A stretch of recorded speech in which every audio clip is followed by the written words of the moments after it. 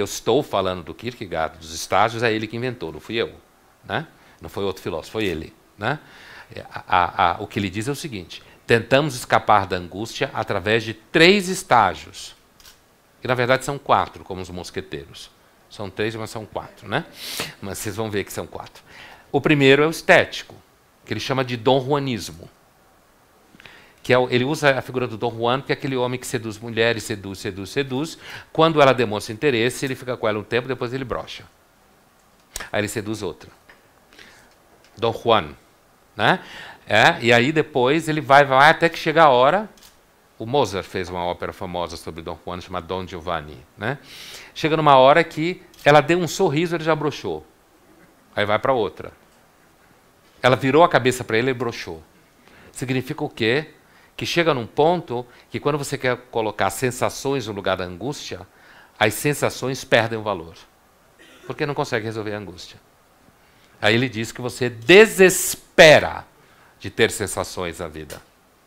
Quando você escolhe ou acha que você vai ser uma pessoa super ética nos afetos, agora passei para o estágio ético, né? Todo momento conceitual, tá? Então, assim, quando você acha que você vai ser uma pessoa completamente ética na vida, uma pessoa super correta, não vai dar certo. Não vai dar certo por quê? Primeiro, você não vai conseguir ser correto. Você vai sofrer 2 vezes, uma tentando ser correto e a segunda fracassando diante da própria autoimagem. Né? Você vai complicar enormemente sua vida. Você vai ter que mentir muito para você. Né? Ninguém consegue viver kantianamente. Kierkegaard está falando para o Kant isso aqui. Mas isso é uma outra história. Né? Então, assim, o resultado é que você vai desesperar de você ser uma pessoa, buscar ser uma pessoa menos ruim. Que faz sentido você não buscar não ser uma pessoa. Não se trata de fazer um discurso sadiano, certo? Vamos massacrar, torturar, violentar, estuprar, amarrar, tipo Sade, filosofia da alcova, né? Infortúnios da virtude, né? Justínio Infortúnios da virtude. Não é essa a discussão que o Kierkegaard faz. Mas ele quer dizer que quando você quer, vou usar uma expressão da psicanálise, tamponar a angústia, tapar a angústia, certo? Com sensações, pulando em vulcões, atravessando o mundo de bicicleta, conhecendo praias que ninguém nunca esteve, ou indo ao fim do mundo se você for um terraplanista. Né? Você acha que você vai chegar até o fim do mundo. Né? Meu Deus, Galileu, Copérnico, esses caras nunca imaginaram que um dia a Inquisição ia voltar. Né? Mas tudo bem. Né? Então, assim, para chegando no fim do mundo buscando sensações, não vai dar. A angústia vai aparecer em você lá. Por quê? Porque angústia.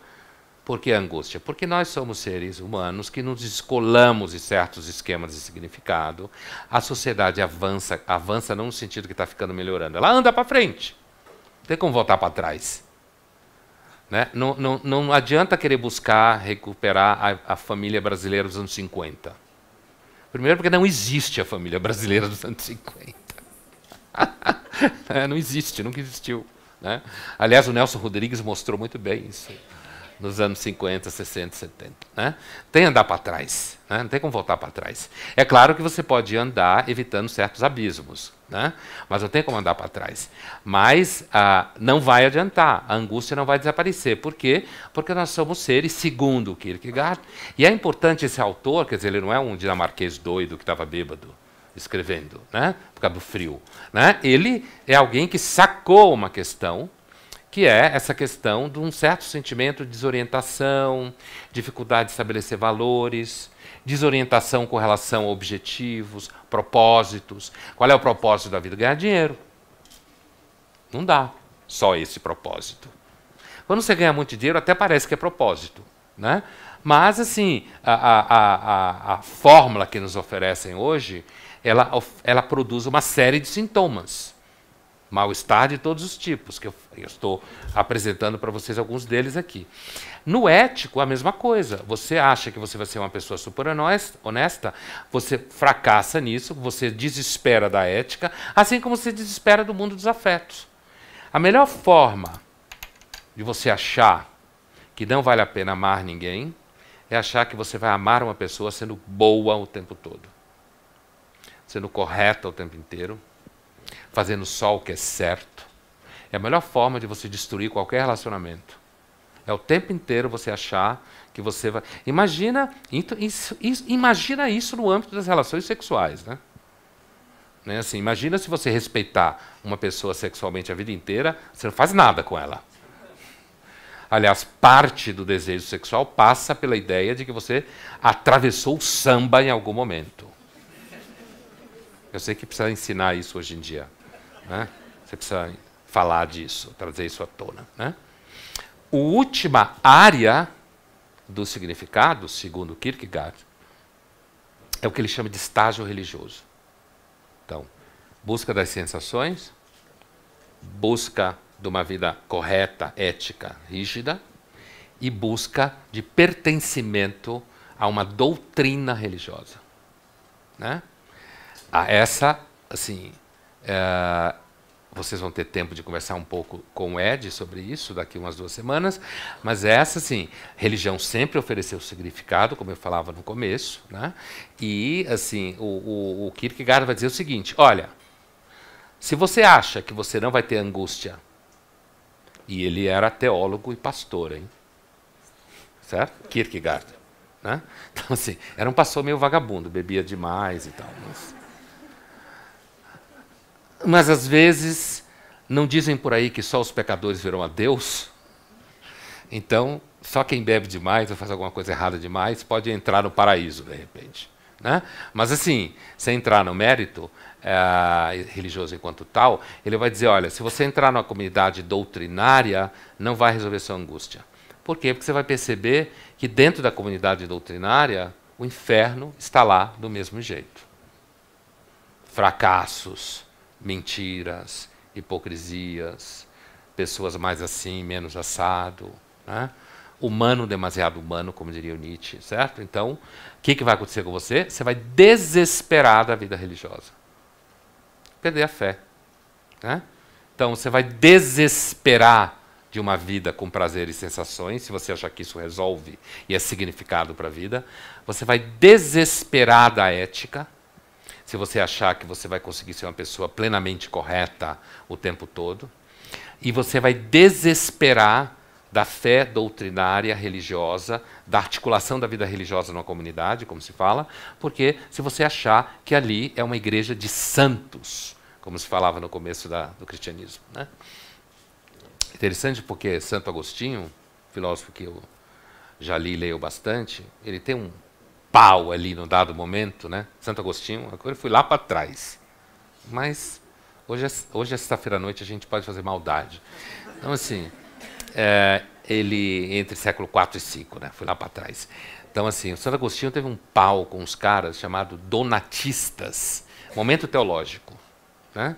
Que eram uns cristãos assim meio loucos, que perseguiam cristãos que haviam mentido sobre, dado uma de Pedro básico, mentido sobre Jesus com medo do momento de perseguição. E os donatistas afirmaram que todo mundo que negou o cristianismo, com medo da perseguição romana naquele momento, não podia voltar à igreja. E eles queriam fazer uma igreja de santos, como se fala.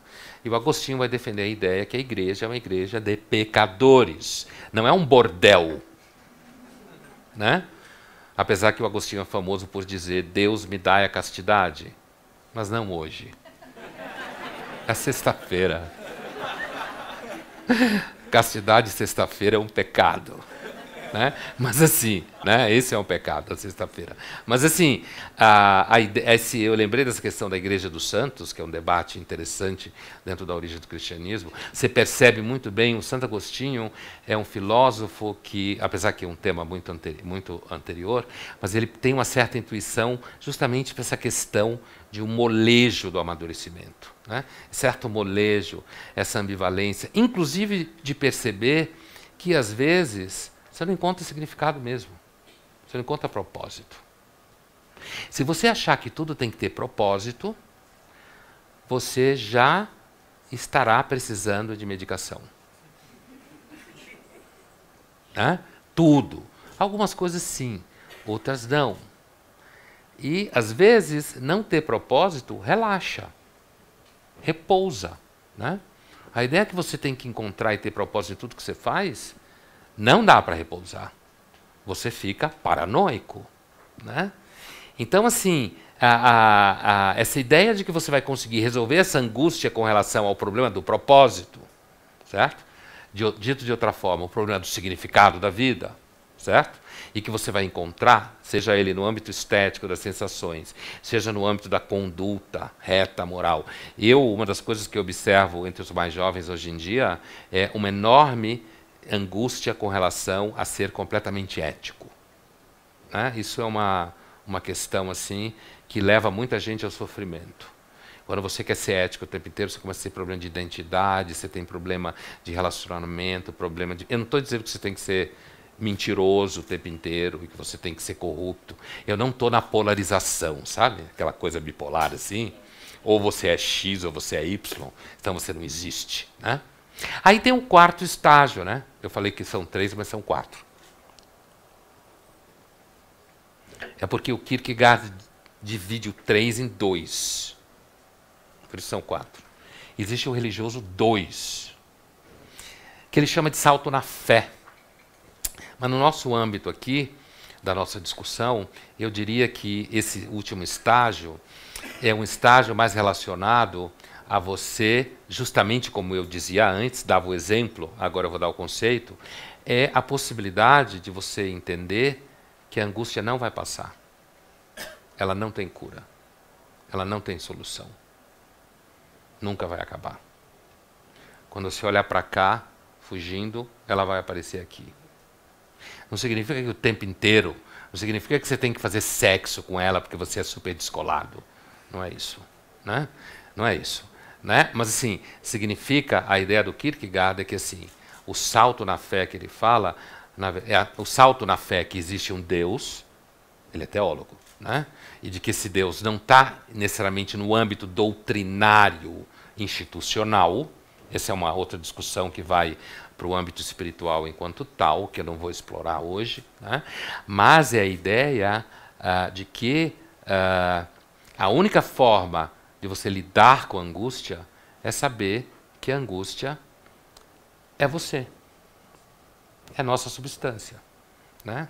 Sempre parece que tem alguma coisa fora do lugar, sempre parece que tem alguma coisa que não devia ser assim, e, portanto, esse debate sobre como vender significados, né, que, na verdade, é uma disciplina do marketing, associar significado aos comportamentos, associar significado aos produtos, né, como eu dizia, de comida ou de viagens, ou procurar ter um comportamento de luxo, que também é significado, gente que quer ter um comportamento de luxo. Comportamento de luxo é você não desejar muita coisa, não procurar muita coisa, é ir de pijama no Iguatemi, por exemplo.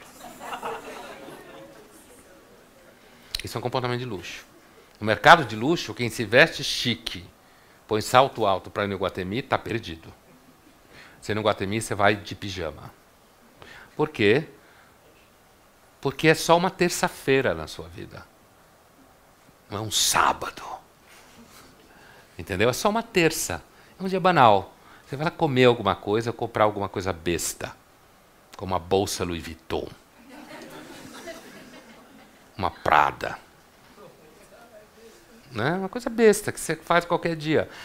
E aí você vai de pijama, de chinelo, né? Com aquela cara de bode, que é a cara chique, sabe? Bode, tédio. Por quê? Porque tem tudo que tem no mundo, então está sempre entediado. Está sempre olhando para um horizonte, assim, né? Essa é a cara chique, que tem também o âmbito do comportamento de luxo como significado, né? Então, assim, você tem aí toda a gama de produtos que você pode vender, seja no âmbito de sensação, no âmbito ético, no âmbito religioso. E a ideia, fechando para ouvir as perguntas de vocês, assim, a ideia, pelo menos a ideia que eu tento passar para vocês, e é um pouco que anima a conversa de toda a série, inspirado nessa ideia do salto que fala o Kierkegaard, é a ideia de que a angústia não vai passar. E se você quiser resolvê-la com algum significado fake, né, do tipo acreditar que você é a pessoa do Instagram, de fato, né? Acreditar que você consegue editar a sua vida afetiva, a sua vida emocional, né? Você conseguir acreditar que você não está morrendo de medo porque a inteligência artificial vai tomar seu emprego, porque alguns ela vai, né? Ela vai tomar. E assim, certos empregos que lidam com dados, o que a gente chama de revolução cognitiva, né? Ela vai tomar e a gente vai ter que se virar com isso. Vai ter que inventar modos de viver com esse negócio, porque ao mesmo tempo a gente vai adorar ela. Quem consegue viver sem Waze? Você confia mais em você? Eu não confio mais em mim. Mas eu não confio em mim numa série de coisas, né? Eu não confio mais em mim do que no Waze. Entre eu e o Waze, eu prefiro o Waze. Ele às vezes dá pau, mas eu dou mais pau do que ele. Certo? E o Waze é uma inteligência artificial banal, que fala com você. No Brasil tem uma chamada Alessandra. É o nome dela. Diz para onde entrar, as ruas. É aquela obsessiva que fala o nome da rua, quantos metros está, que número que é, onde que tem um policial, onde que tem um buraco. Ela fala tudo para você. Né? Ela cuida de você absolutamente. O nome dela é Alessandra, daquele algoritmo. Né? Então, assim, daquela voz lá, o algoritmo é o Waze como um todo. Então, assim, caros irmãos, eu espero que tenha ficado claro para vocês essa ideia, que assim, o mundo contemporâneo repleto de adultos infantis, esses adultos infantis, nesse universo, serão adultos que acabam comprando significados que são meio fracos e meio fakes, quando, na verdade, o amadurecimento estaria mais, é uma hipótese, todo mundo é obrigado a acreditar nisso, né? Estaria mais perto de uma certa lida com a angústia, com a ansiedade, com a insegurança, com a incerteza, às vezes com o que a gente chama na filosofia de contingência, que é o nome chique em filosofia. Quando o filósofo fala contingência, é um momento reverencial. A contingência, né? É um nome chique para sorte e azar. Né? Então, que todo esse conjunto de elementos, me parece que o amadurecimento, a não infantilidade, a aceitação do amadurecimento está mais associado a perceber que, às vezes, não é claro o propósito, não tem propósito, não tem significado. E, por incrível que pareça, talvez, nesses momentos, você consiga respirar melhor. Obrigado. Vamos às perguntas.